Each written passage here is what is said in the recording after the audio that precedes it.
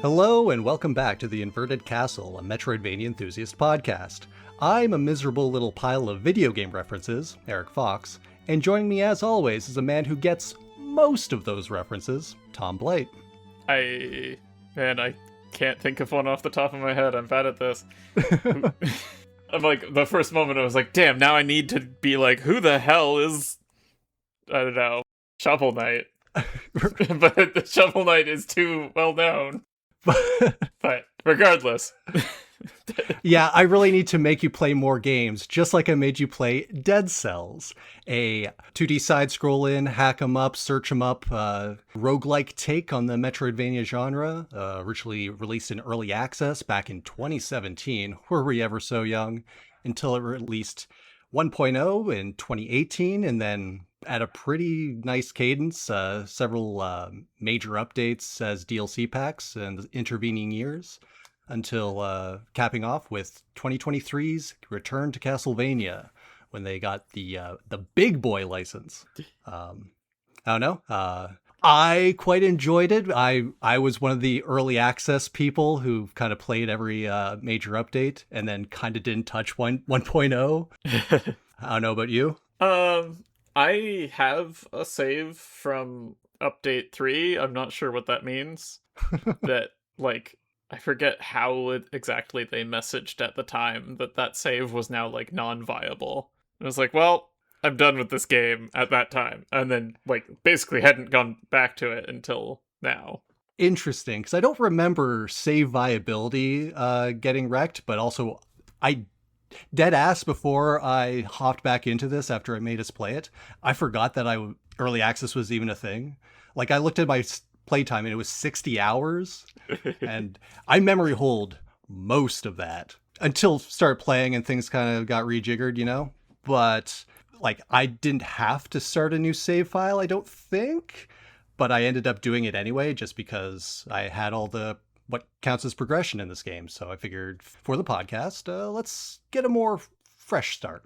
Yeah, I didn't actually start a completely fresh one. I had a second save, which I don't remember the exact details of how that works. Of like, I mean, I kind of think that maybe that second save, they gave me the runes I had already unlocked, but had completely reset my cells progress. Huh. Because, like, I didn't have the random item or weapon, like the random weapon, bow, shield stuff unlocked at all. Sure, but you would have theoretically access to all the biomes if you were to try and progress normally. It's just all of the other, like, gameplay unlocks, I guess. I mean, I didn't have all the runes at the time that I stopped playing, but yes. Whatever progression you would have had, I guess.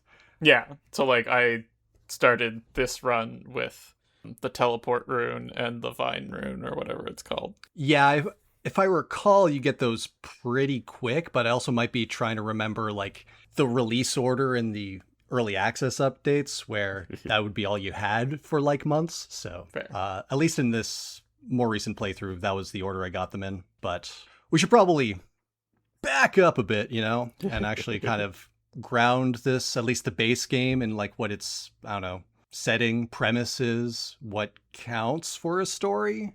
Yeah. Honestly, I don't know very much of what counts for a story here. You are some kind of vague plant thing that possesses a body. Yeah, you're like a green brain worm, parasite orb.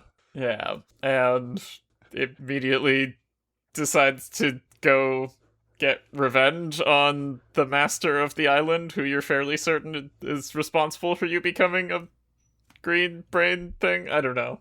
Yeah, you're on a nameless island. You hop between bodies every time you die, like just picking up a new car. Like you just pilot them like mechs, I guess. If you manage to actually complete a run, you get the ability to hop off a body temporarily for secrets, I guess. I didn't find much use for it. Apparently, it actually deals damage to enemies. Sure. I had no trouble dealing damage to enemies with all the other buttons. Yeah. But regardless, yeah, the setting is like a bunch of, I'm going to say like castles, dungeons, sewers, and swamps. But yeah, you're fighting through to make your way to the king. There's clearly been some sort of plague alluded to. Things aren't dying correctly. Your player character cannot speak. Occasionally you get little bits of internal dialogue, but they're generally kind of throwaway lines. Otherwise, you give a thumbs up or you kick a door. Yeah. These are the ways your character emotes, and occasionally you'll run into like lore rooms, I'll call them, with like journal entries vaguely talking about dark magics and unethical science and the king and what he's up to. But yeah, this isn't a game that I was able to kind of latch onto the lore too well. Yeah. Like, I don't know if there is actually like deeper revelations. I also didn't go deep enough in it, maybe, right? Like, maybe there's more in further boss cells. Yeah, that's a thing. Like the scope I kind of laid out for this, which was like just get the progression items and just do the Castlevania DLC, like a successful run each.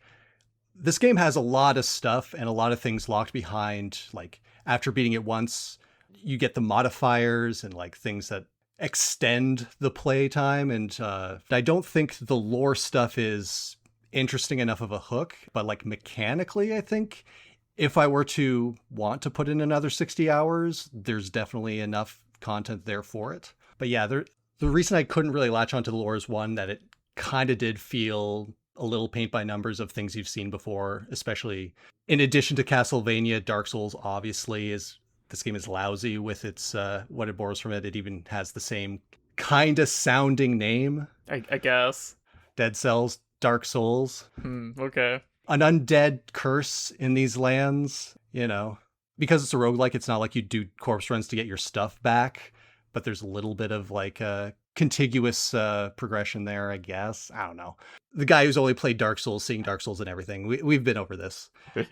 Yes, the boss baby. The boss baby, but also like video games in general is just so bad about referencing Dark Souls, but I do think this game, I don't know, it seemed obvious to me at the time, especially in 2017 when that was still common, but 8 years less tired. Yeah, I suppose. But yeah, like part of the problem that I couldn't really get into this as well is that these lore rooms were, for one thing, you'd only see them randomly throughout a run. And usually at the time, a lot of my mental stack was already on processing like what I need to do, like how's this run going, trying to keep track of like in the individual maps, like where I still need to go. And like the lore room would be like, okay, yeah, thumb through B, maybe it pops out some extra money or a unique weapon blueprint. But other than that, once I was out of there, it didn't really sink into my long-term memory. Every lore room was a distinct like little vignette that's like, okay, cool, like adds to a bit of the flavor for this run, but otherwise I'm not keeping track of it. Yeah. I feel like a fair number of lore things were just like, oh, something punched a hole here. Yeah, like, oh, there was something nasty in this cell. Wouldn't want to meet what did this claw mark. Stuff like that. It also kind of undermines its own lore with the sheer amount of references to other games. Like, even at the base game, without even getting into the Castlevania stuff, which was, very direct, it still has a bunch of, like, oblique references to Risk of Rain. It had, like, imp statues where, like in that game, it spawns a bunch of little critters you have to chase down. Or the, like, needle from Hollow Knight is a weapon you can get, which has the pogo ability. It's not a bad weapon, but it becomes references to the game, and so suspension of disbelief is a little less, it hit the ground is what I'll say. My belief did. Yeah, I don't know. That didn't bother me too much, but it's a pretty arcadey game, right? I'm not saying this as a criticism. I'm just saying like this is all contributes to the fact that it is very arcadey, and so I think I'm caring about the lore as much as I'm supposed to. Yeah, I guess so. And we can probably move on. Yeah, so I guess talking about the reason that we're even talking about it on a Metroidvania podcast.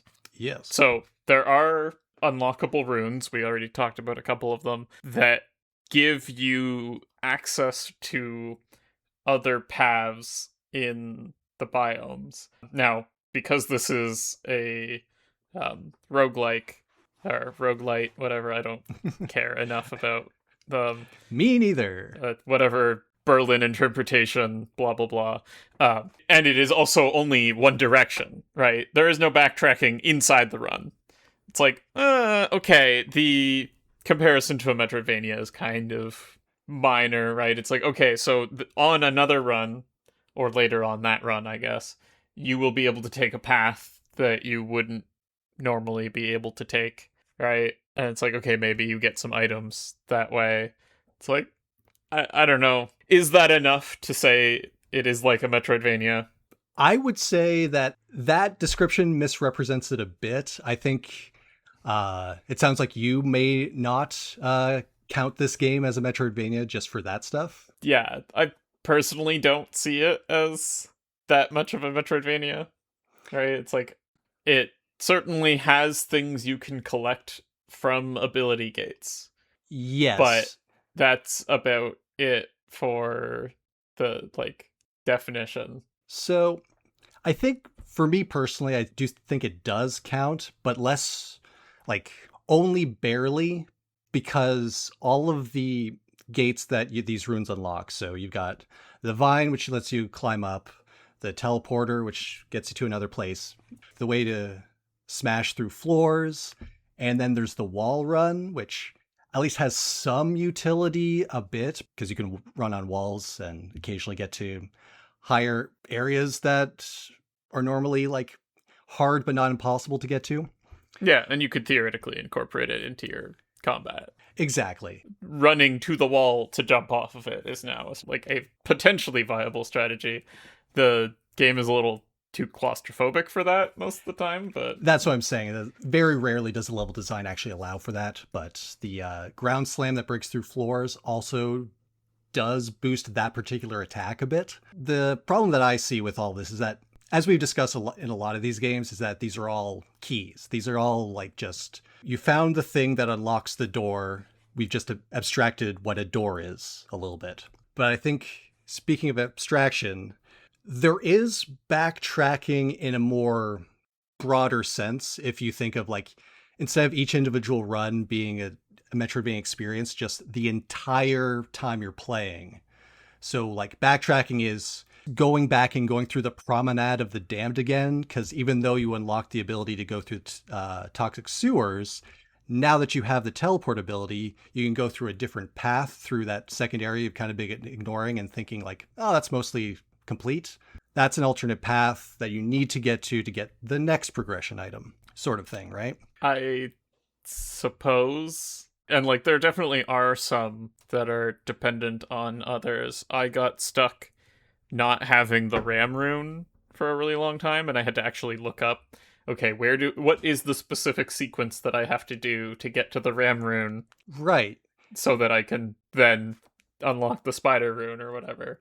Yeah, and so that's what I'm kind of saying is like, okay, you're kind of lost in the sequence, not necessarily in the individual maps, but you do need to explore the different paths to see, okay, what have I unlocked with this, unfortunately, key? And so that gestures abstractly at Metroidvania design, but like, because this is a different type of game, because of its roguelike structure, it does need to be a bit more abstract. And while it's not perfect by any stretch, again, like the permanent unlocks are profoundly uninteresting, I do think it counts more than just the like run to run you get extra goodies.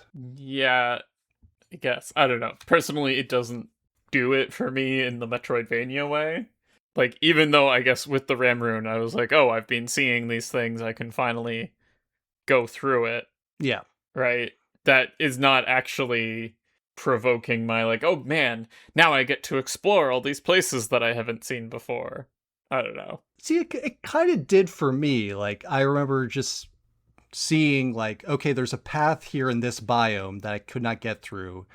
That might be a whole new biome, and I'd have no idea what's in there, new enemies, new whatever. Hell, maybe there's another rune there. it still did instill in me a bit of curiosity in, is this just for an extra goodie? Is there a whole new route through here? Have they added like a new boss route so I don't have to fight the concierge at the bridge again and now fight this other guy? You know, again, like the upgrades themselves are not interesting, but I do think if we're speaking in like the broadest possible terms, it did for me. I don't know how better to explain that. Fair. I don't know. I think I would be more into something where the Metroidvania was entirely on the inside, right? So, like, during a run, you were gaining abilities that would let you access other parts of the run, right? And then every time you die, you reset back to your basic abilities or something. I don't know. I mean, the only thing that I can think of that has done that, I mean, I'm not a very well versed person in roguelites, is like 20XX and 30XX kind of do that in that you can get armor parts. I see. And what do those armor parts do? Like basically anything you'd expect from a Mega Man X armor part, right? They can add a jump, add a hover, Okay. like give you extra power on your charge attack. But like as far as I know, those are never used as a like gate. Right. Again, it would just be access to optional like upgrades for a specific run. Not even, I think. It's just like, okay, now you've got this extra ability. You can use it to get through things more easily. Yeah. In my mind, it's hard to like imagine that like an internal Metroidvania roguelike being fun, I guess, without it just being like, ugh, I gotta collect the double jump again. I mean, it's sort of like a randomizer, right? Sure. And like we did kind of get that a little bit in Chasm, right? Yeah, although Chasm was very uninterested in varying the sequence. Yeah, like again, this becomes a hard design problem, and I'm not sure if the juice is worth the squeeze at the end of the day. Fair. As much as I would like to see more interesting progression in this game, everything else about the game worked so well that I'm just like, well, let's let's not change the juice too much here. This is rather refreshing. Did it though? What do you mean? I don't know. Did you not enjoy your time with Dead Cells at all? It's fine. I don't know. I have some dumb complaints and then some complaints that I think are a little more legit. Well, let's talk about the gameplay itself, why don't we? Like the moment to moment going up to enemies and attacking them and stuff feels very good. I don't know. It's funny, like over the course of my runs, I was like, oh man, parrying is actually good and I should probably do it instead of just trying to solve every problem with dodge rolls.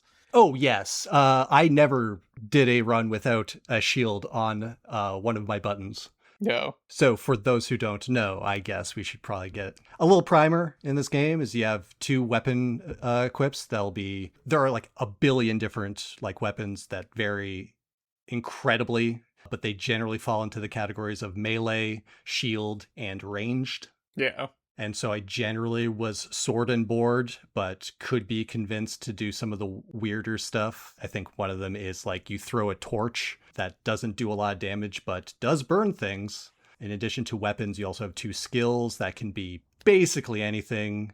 Bombs, buffs, summon adds, summon a turret, summon a death-dealing orb. Yeah. Pull Dracula's bats out of your cloak. That or the Holy Cross from also from Castlevania. They're because of the focus on the Castlevania DLC, most of my items kind of skewed that way. Just from pure unlocks. But yeah, so you have two weapons, two skills. The skills are on cooldowns. The others are basically balanced around like animation and ammo. And then you have a necklace that'll just be flat buffs, basically. Yeah. All of this is tied around your three main stats of brutality, I believe, tactics, and survival. Yeah. Leveling these up by finding the little scrolls of power. They give you a big health buff and will power up the associated weapon color. If a weapon is red, it's powered up by brutality, etc., etc. Some things will just be buffed by whatever the highest stat you have is. Yeah, and some of them are hybrid. They just get buffed by whichever you have more of the two. And so going through, you're just picking up items and upgrades. As you progress through the biomes, the same pool of items will get leveled up. Their DPS and whatnot will get leveled up. So you're incentivized to like swap things out as you go. You can upgrade your stuff between biomes, but there's a limit unless you find a legendary thing, which tends to be the highest DPS for the entire run, I found. Yeah. No matter what level you find it at, it just has so much stats and so many modifiers. And the modifiers go crazy of like spawning dudes after you kill. It'll light them on fire. It'll light them on oil, which makes fire better. This game is chock full of stuff. And so it's a lot of reading. And especially if you're like me, when you're trying to full clear every biome all the way through, runs tend to go pretty long. Yeah, they do. And like it pauses the time when you're in appropriate places so that it's not going to be like, oh yeah, you need to read fast or whatever. Right, yeah. But that also leads to a like, wait, how did this 40-minute run take 2 hours of real world time? You did a lot of reading, is what happened. I think Richter mode also didn't help with that. We should talk about that later. We'll get to the Castlevania specifics probably after the more generalized things. Yeah. So I guess I don't know. So this is a kind of dumb complaint, but I feel like you don't have complaints that aren't dumb, at least according to you. That's fair. I just have to always couch everything. Yeah. Like you can have an opinion that's valid. It's not against the rules. I may disagree, but I'm also an idiot. I feel like there are too many effects going on, like visual effects. Yes. Going on in Dead Cells by the time you get close to the end of a run, where you're just like creating poison clouds, everywhere you touch is on fire. Anything that dies explode. Things are being covered in oil too, and it just like got really muddy and messy for me, whereas like half of the skill I felt like I was gaining was being able to still read what my enemies were doing through all the bullshit I was throwing out, and that just had not a good game feel thing to me. So I agree. It didn't bother me as much, but I do agree that this is not a level of precision that I tend to like and would absolutely prefer a like by the end, a mano if parries felt as good as 9 Souls or something. Like it was like really tightly designed bosses.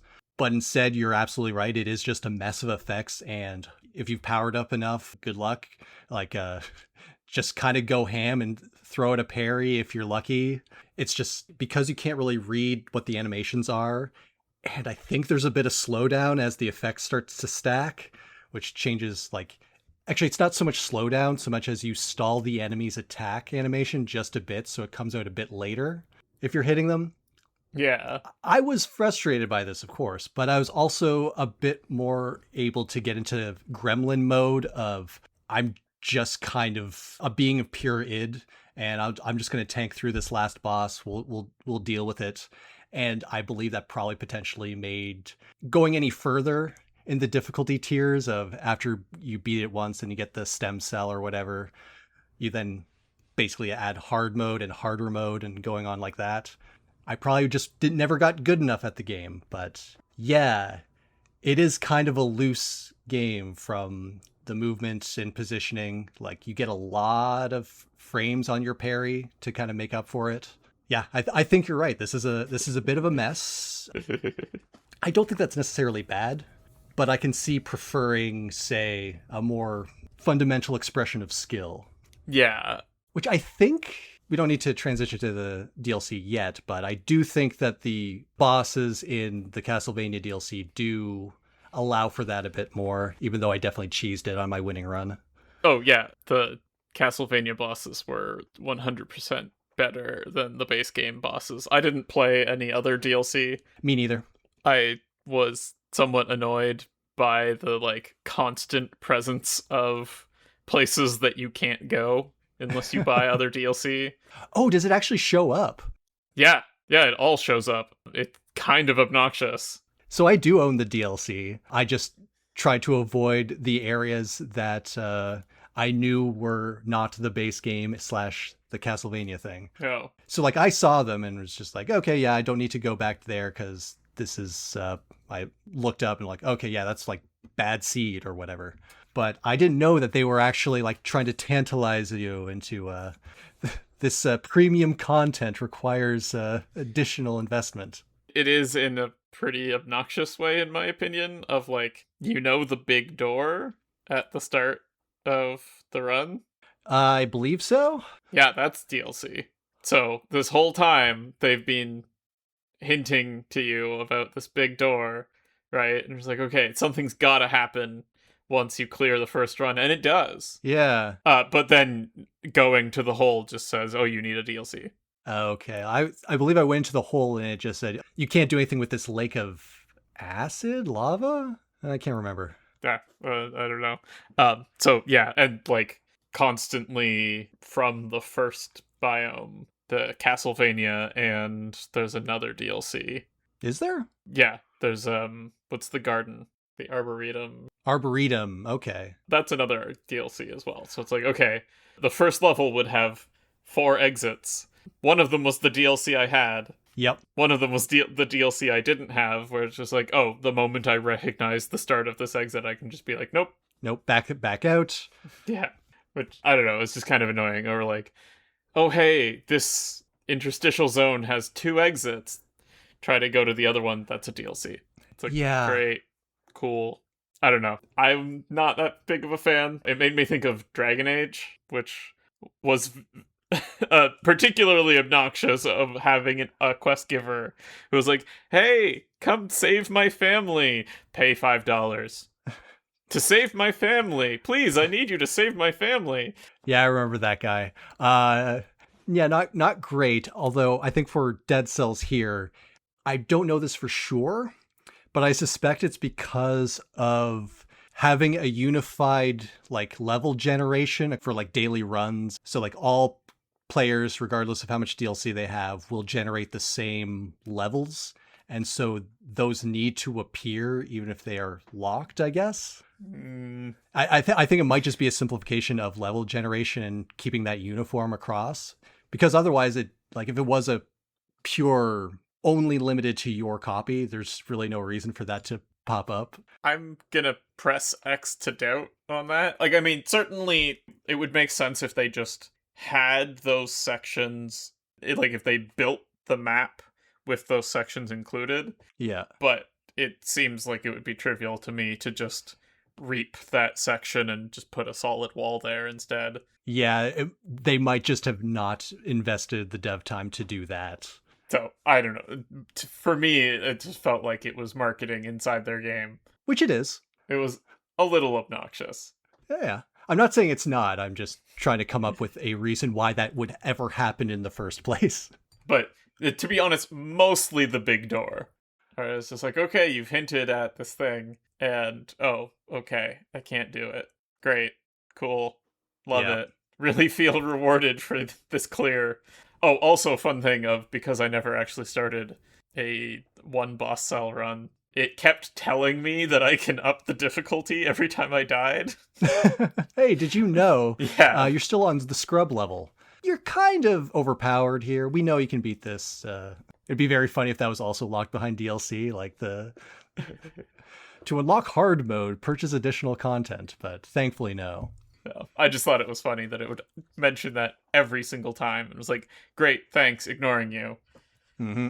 Yeah, you have other things to take care of, even though they think next in the progression is obviously hard mode, but instead, we went back in time. Like, I'm not sure if there's much else to talk about, like, the gameplay proper. Like, I enjoyed it as muddy as it is, and it, as we've said, a lot of effects, which is good or bad depending on if you're you or me. Yeah, I could feel that I was having less and less fun with it as I got further into it, and it wasn't about how challenging the enemies were. It was about how much I was feeling frustrated with the interface on being able to understand what the enemies were doing. I see. I don't know. I got over it, I guess. Yeah, no, I just didn't have as much of a problem reading enemies. Like, they'll all have the little exclamation point before they attack. But also, without upping the difficulty, it did feel like by the time enemies were getting really annoying, I was also powerful enough to, like, not have to deal with more than 1 to 0 attacks. I also play the game like just exploring everything. Yeah. Every biome you can like, there's teleporters all over. If you really go through, a lot of the items you'll pick up will just be useless to you because you already have a weapon you like, and maybe this one doesn't scale as well, or it's just worse. And so maybe recycle it for a bit of money. Yeah. But I think the biomes, after you get through the first three, they tend to vary up a bit more, being unique challenges in terms of both enemies and hazards. I felt like I couldn't go to unique places until I got the Ram Rune. Right? It's like it like slowly gave you new areas. And I maybe some of the problem with this is that a lot of the things that I think were new areas were like so in the distant past for me. Right? It's like, okay, yeah, I've always had access to the sewers or whatever. The toxic sewers, The yeah. toxic sewers, and then there's the ancient sewers. But like some of that was locked behind Ram Rune. Right. But I'm thinking more of like the Village of Stilts. That particular enemy design is very much like Swarm You, which is a bit different from the previous ones. The first three are kind of just linear and just explore down into pits. What is it? The Forgotten Sepulchre, where you have to navigate through the dark, hoping your light doesn't run out. It has its own unique darkness mechanic. Yeah. Which as it runs out, it'll start eating away at you. Like, it's one of those things that, like, yeah, I was kind of predisposed to be over it for those ones from the 60 hours that came flooding back to me upon replaying it. But I don't know, it's still mostly worked even with that. So Fair. But like, I can see that because of the way I played, which is explore everything, which made runs last very long, the idea of going back into another run was always a bit of a daunting task. Yeah. Like, I would do one run and like, oh boy, that was 40 minutes / an hour and a half. Yeah. Occasionally I was actually trying to go for the speed, because like there's the speed doors, right? And like the speed doors are never really that worth it. Yeah, I never really tried. Like, ostensibly, if you ignore the like explore them up and try to just get through the level as fast as possible, which is also another completely valid way to play any Metroidvania. They try to balance the lack of power by giving you an extra door full of goodies between biomes if you hit thresholds. And maybe the problem was that I just wasn't flexible enough in my builds. But I felt like every time I went to one of those, I was like, I don't know, these things seem not what I want to have in a build. Yeah, I feel like what you'd mostly lose are stat level ups, because any later biome you'll get a weapon or skill that is appropriate for that stage in the game. Yeah. But really, it's if you're not getting the scaling or the mutations or whatever, it's going to be hard to keep up. There's another bonus store that you get from kills without taking damage. Like if you have like a chain going that's high enough, you get bonus things that I got a couple of times. But again, this game is a little floaty in its combat. You're going to take an errant hit here and there if you're just a normal human being like me. Those aren't really easy to get, but ideally, if you're exploring everything and killing everything, that's also a reward for that style of play. That's fair. I guess one of the things with the modifiers too is like you're probably going to throw away almost any version of any item that you get, right? So it's like, I don't know, the modifiers are all so random. I'm curious if like people at all play around trying to get specific modifiers at high levels, because to me it was just like, yep, I put plus on all of my things. I don't bother to re-roll the modifiers ever, because I don't know, I don't have a modifier that I'm looking for. It's like, I feel like somebody probably is like, well, I want to put all of the like slows and freezes and together or whatever, or like oil and fire. Like I occasionally rerolled. Mostly is I'm between rounds and I've got more gold than God. So like, okay, these modifiers aren't doing much because maybe it like does extra damage if they're bleeding and I have no source of bleeding. So I'm like, okay, let's roll them bones. And you have a couple of rerolls, maybe something good happens. But also a lot of the time when you're swapping weapons for better, higher tiers, Like that will change things like if I recognize that, okay, it's doing critical damage on if they're burning already, that will incentivize me to pick up a source of burning. And so you can do some on the fly rerouting in that way. I did notice a DPS difference when I did, and there are ways to fudge that a little bit, but usually it's just with runs being this long, I do find it nice that like halfway through you're probably rocking an entirely different kit than what you started with. I guess. I mean, maybe I was just too inflexible, or it's like I got the things I like, and then I would only swap them out for higher versions of the same things. Like occasionally, yeah, if you've got something that like a setup that's like, okay, these things inherently say cause bleed and combo off of bleed, and it's not based on modifiers, it's part of their core, the whole design of them. Makes sense that you're probably going to stick with that, as any like minor tier upgrade isn't going to make up for the synergistic damage output. Yeah. But not every run is like that. And occasionally you get a legendary weapon, it's like, okay, well, I guess this run is just this thing and anything that vaguely supports this thing. Weirdly, I feel like that never worked out for me Really? when I tried to pivot towards the legendary weapon that I got. What is it? There was one weird one where I got legendary throwing objects. Oh, like the daggers? Just random stuff. It was from a game that I did not understand. Oh, it's a reference to another video game? I see. Yeah. And I was like, I don't know which one this is. You get most references, not all. Yeah. There was like a room with TVs that the original one came out of. I couldn't tell you just based on that. I didn't see it. Whatever. The problem with that is that having a legendary throwing weapon is like the worst thing you could have. It had 3 ammo. Okay. It made regular enemies real easy, but then it was only worth 3 hits on a boss. Right, because after that ammo is spent, you have to wait for it to fall out of their body, and if you don't get something that dislodges, like there will be a modifier that says it dislodges ammo. Yeah, I guess maybe the right thing was to re-roll things until I got dislodges ammo, and then I could have turned it into a viable combo. Who knows? Yeah, rerolling for a very specific one seems like hell. Usually I would only be going for like, okay, there are a few things that are more useful than what I've got. But in that particular instance, yeah, I can see that you cannot solely live on the ranged weapons, but like the legendary melee tended to work pretty well, mostly for consistency. Yeah, I kept getting like paired legendary ones. Oh, interesting. One of the ones that I really thought was going to go the distance and ended up not was at one point I got both Alucard's sword and shield paired in a legendary drop. Yeah, that was my winning run on Drac. That's the one that I felt really cheesed at least the main Drac fight. I loved that setup.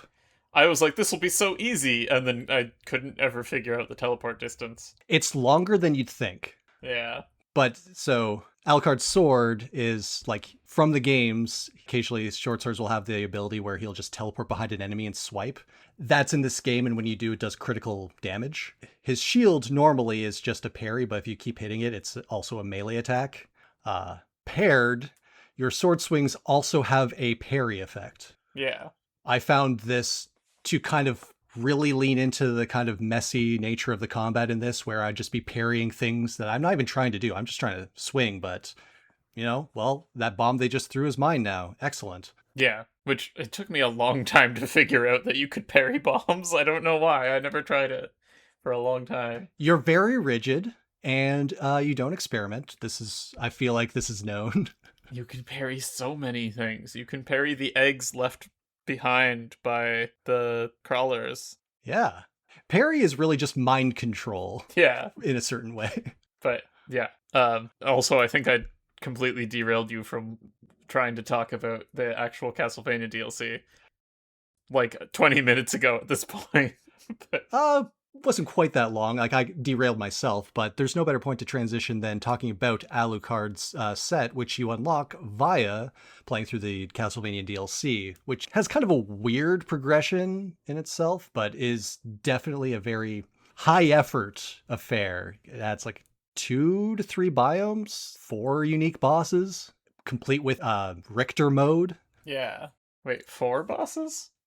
I guess so. Like, I'll run through the progression real quick, because first you go through the castle outskirts. You get to Drax's castle, but oops, he doesn't like that. Casts you down to, I don't know, this bone zone where you fight Death.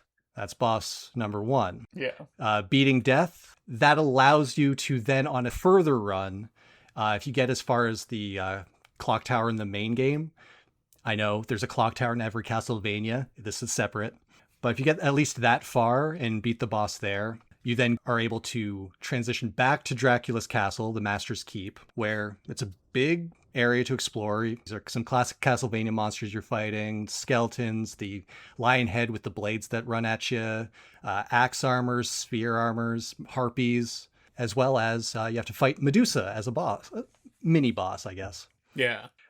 Hidden also in this area is Richter, who's trapped in a cage. Unleashing him allows you to play a side scenario where you play as Richter for a stage where you have a very bespoke move set. You've got the whip and not a lot else. You can find some items, the like holy water along the way, and like it's kind of like a self-contained Metroidvania where you eventually find and unlock the dash, which lets you go somewhere else to unlock the super jump, and eventually I think you fight Medusa as Richter. But all of this will get you bonus cells for meta unlocks as well as blueprints for more Castlevania themed weapons and skills. And like, I never played the classic Vanias.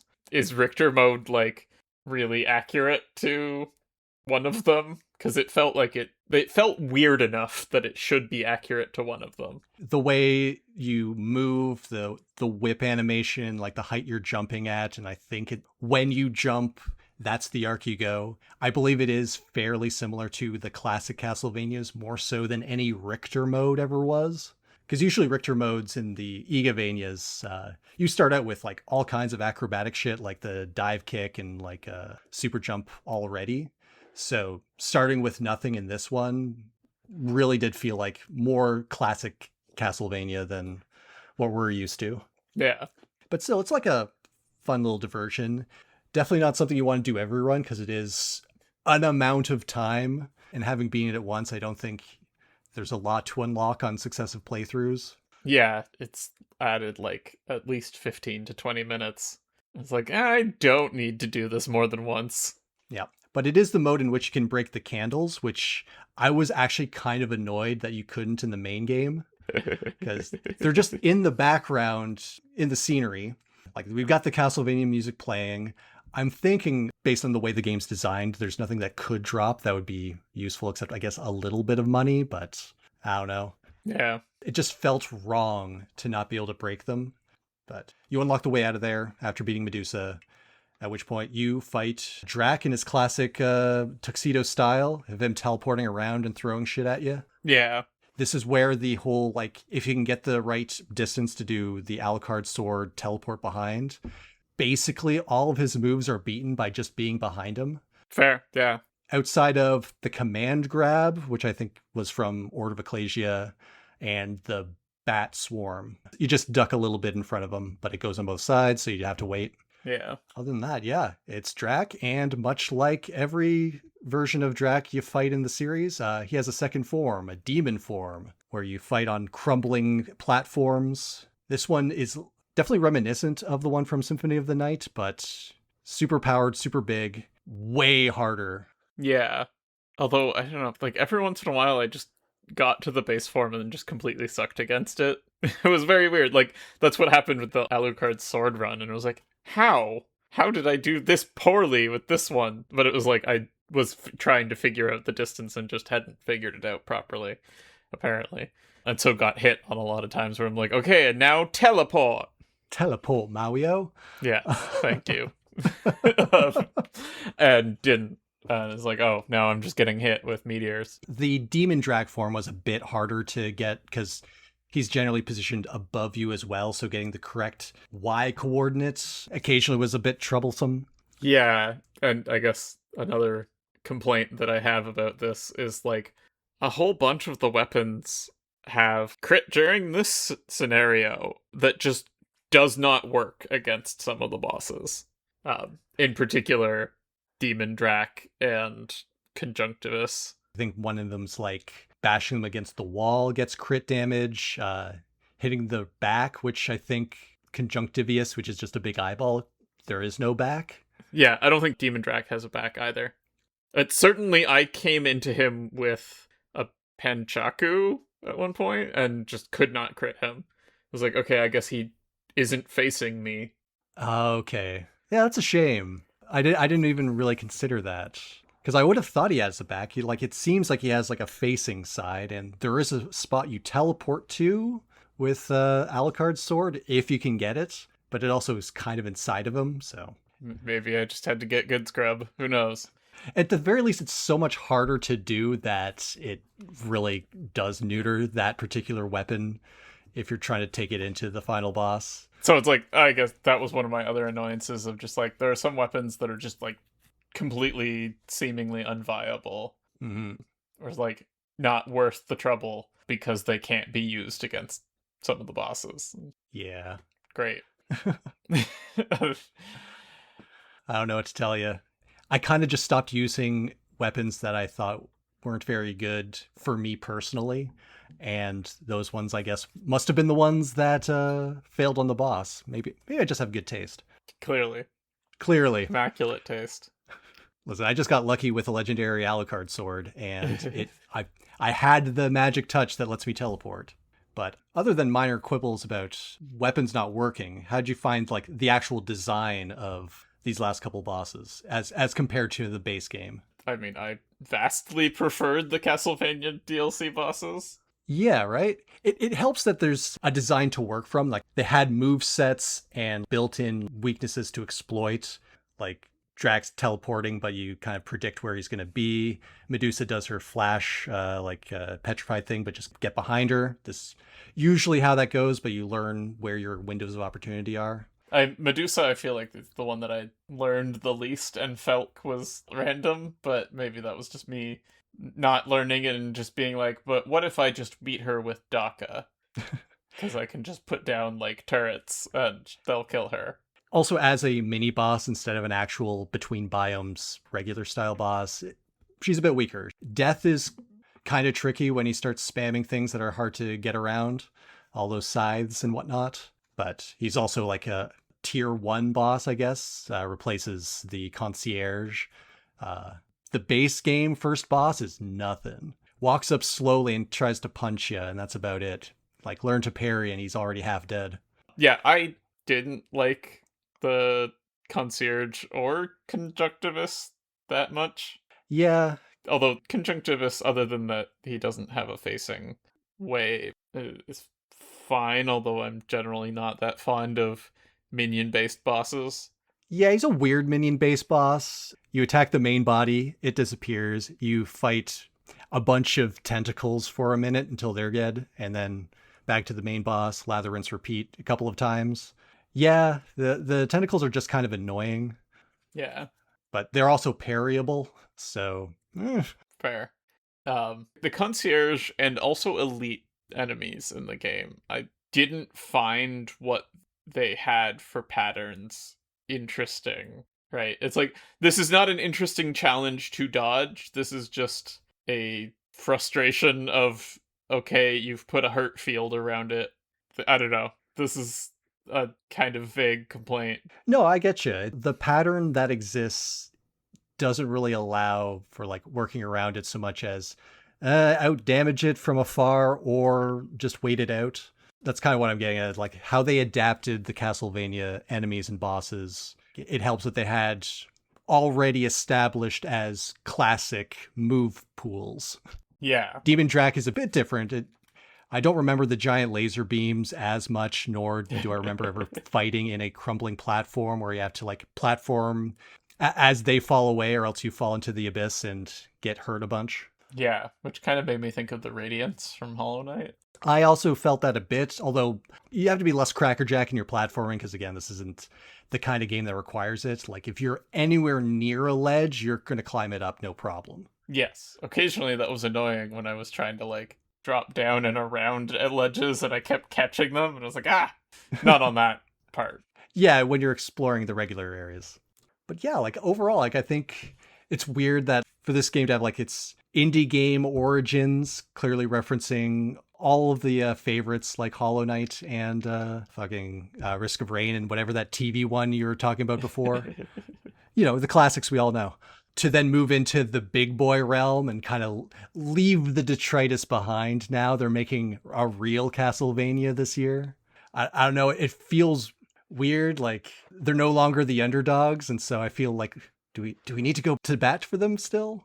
But also I like what they did with Castlevania. So maybe I'm a sucker. I don't know. Yeah, I don't know. Did the fan service work for you is what I'm getting at. Because it did for me. And I don't know what that says about me as a human.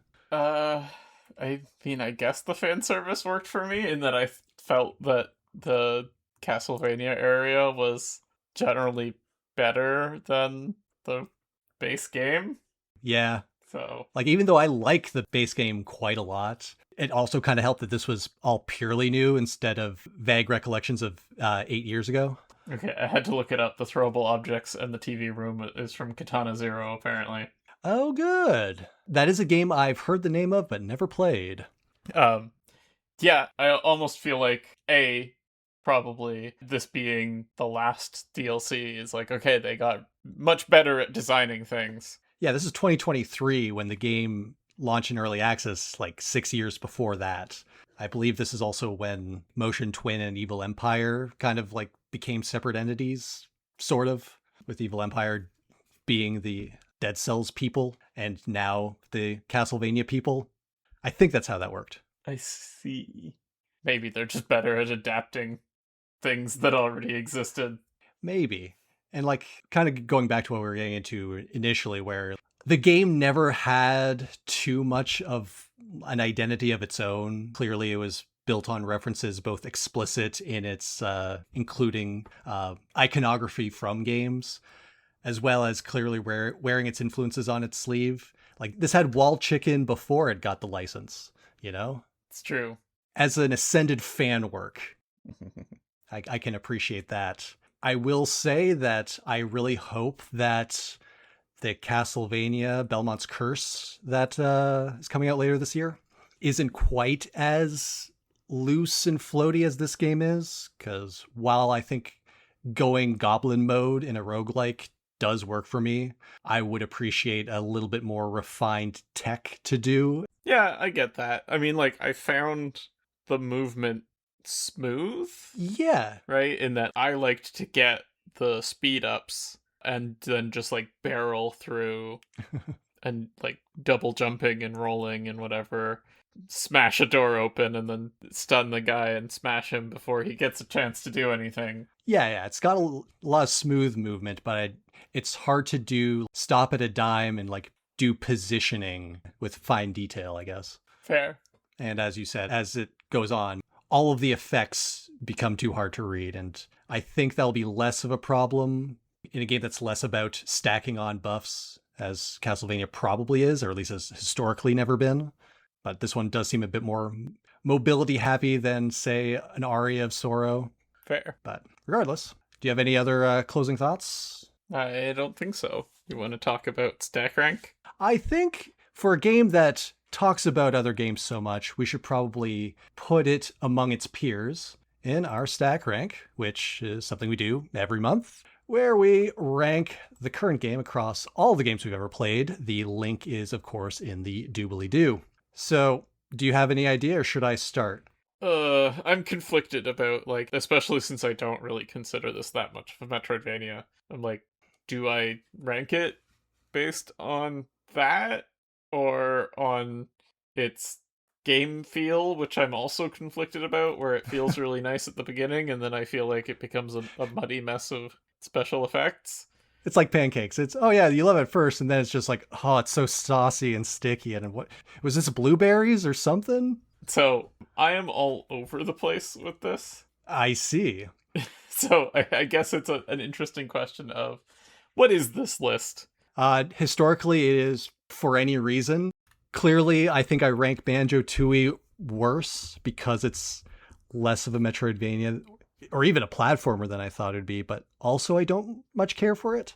But like there are times where I'm like, things that make me feel things tend to rank higher. Also, I cannot, for the life of me, rank this too low. I put what is now 72 hours into this game. It's clearly doing something for me, and I remember enjoying it a whole lot before. The Castlevania content has only made me like it better. I do agree that the Metroidvania aspects are lacking, but I believe are there. Yeah, so really I'm just looking at not quite the top 10. No. Like, Pipistrello has enough charm inherently as its own identity enough that I really just kind of appreciate it a bit more. Lone Fungus is that classic Metroidvania experience, and it does, I think, that to such competence that I also would rather not rank this one higher than it. And then we hit Iconoclast, which this is one that, while it did make an impression on me, it's not a game that I put 72 hours in. And some of its Metroidvania aspects were also quite lacking. So I think my new number 13, just above Iconoclast, is Dead Cells. Okay, I have to commit. You do. I guess I'm going to say I am punishing this for not being as much of a Metroidvania as I would consider it. Like, if you asked me just, did you have fun, right? How much I enjoyed it, probably more than this, but I'm gonna put it down in this little section of not actually a very good Metroidvania that I've apparently made. And the question is to put it above or below Chasm. I mean, it is fitting to put it around Chasm, given all that you've said.